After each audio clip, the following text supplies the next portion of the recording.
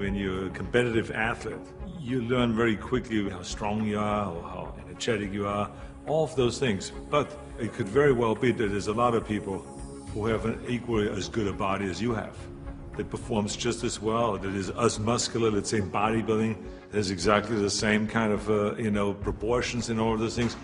So the question really is what puts you over the top? It is the mind that really creates the body. It's the mind that makes you really work out the 4 or 5 hours a day. It is the mind that visualizes of what the body ought to look like as the finished product.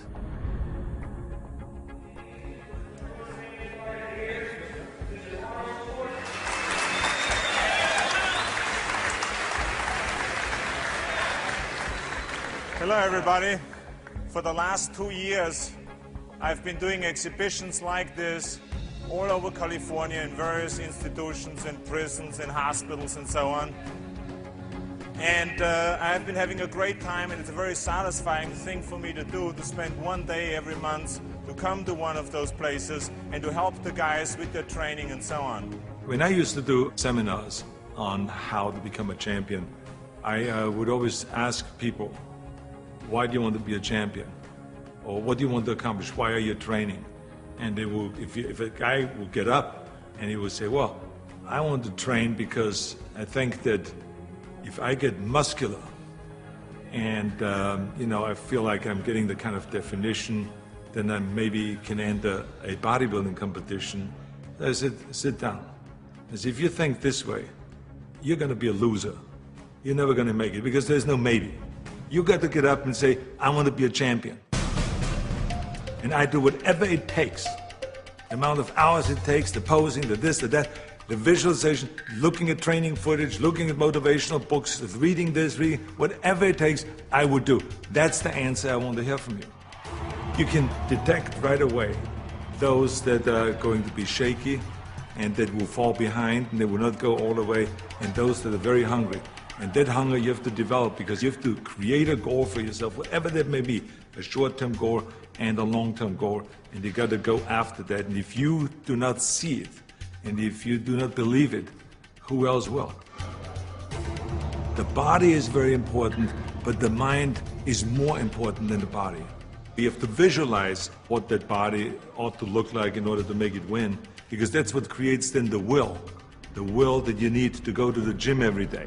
The will that makes you go into the 4 steps, the will that makes you go beyond when you do your 500-pound reps in the squats and you can't do another rep and your body is shaking. It's the will that makes you go one more time down and struggle up one more time. And so it's all of this, so the mental aspect that motivates you and that makes the difference between you being in the gym full of joy and looking forward to doing that extra rep and looking forward to doing those extra 100 reps in the sit-ups and working past the pain barriers. That all is the mind. That's not the body. So this is why I think the body is very important, but the mind is more important than the body.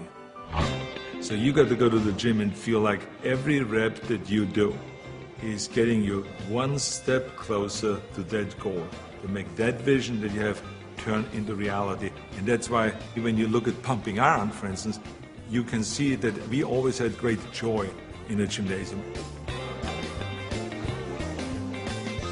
And people always were saying, why would you laugh and have a good time? You're working at 5 hours. Well, we did because I knew that every workout, every 5 hours, would get me closer to becoming the Mr. Olympia or the Mr. Universe or the Mr. World and all those things. And I think that if you think that along the way you're not going to fail, then you're blind. Because there's no one that I've ever met, no matter how successful they are, that haven't said that they had their failures along the way. You have to. I mean, the only way that you really know that you can lift 500 pounds is if you're willing to fail. So if you're afraid of failure, then you will never grow. The people that grow the furthest are the people that really don't care. They fail or they make it, they're going to take that risk because that's what you have to do. I think what we learn in sports is very helpful to anything and everything else that you do in life. So now you apply that principle to acting. And you say, well, wait a minute, I put 5 hours in every day in working out, I did my posing 1 hour a day, I did my stretching and the this and that, and all of those kind of things. So now, let me apply the same thing to my acting career. Let's go to acting class every day. Let's go and work on the accent, the same amount of time, with the same will, and let's visualize what am I shooting for? Okay, I want to be another Clint Eastwood. I want to be another John Wayne. I want to be another Kirk Douglas, all those great heroes that I admired as a kid. So that's what I'm going after. And that same principle works, even though there's so many people around that say, no, you will never make it because you have an accent, your body is too big, and your name Schnitzel or whatever, who can pronounce that? But you know. It doesn't matter if anyone else knows and if anyone else believes in it, but you know. And that you know that principle of visualizing yourself as the star will work, and all you have to do now is go towards that vision. I've retired from bodybuilding in 1975, and I signed a series of Conan movies. Here I was, big studio behind you, budget $20 million, of course, which was in those days is an equivalent of today, $150 million. I was going to Australia to be a judge at the Mr. Olympia competition. But then all of a sudden, I thought, I should compete.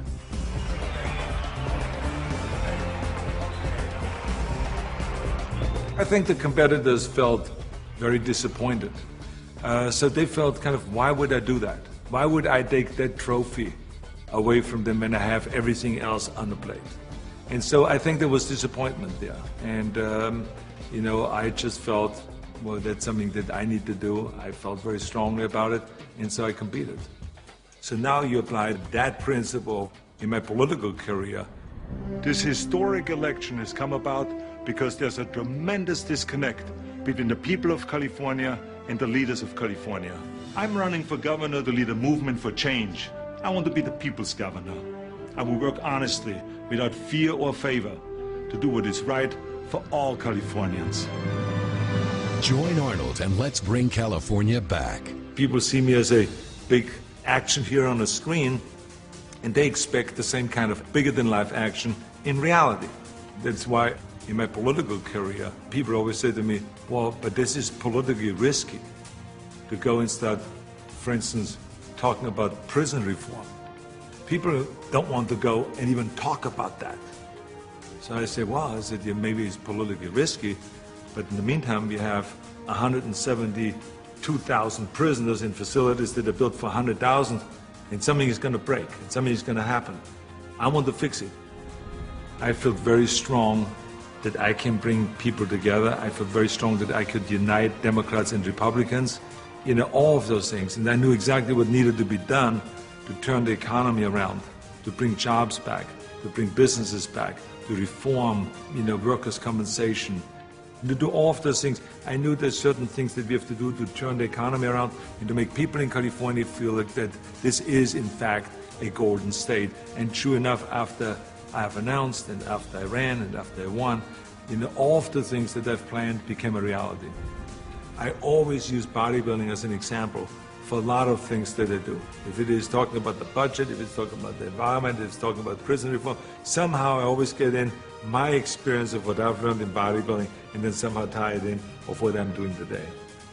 I have learned a tremendous amount, and every day still is a learning experience.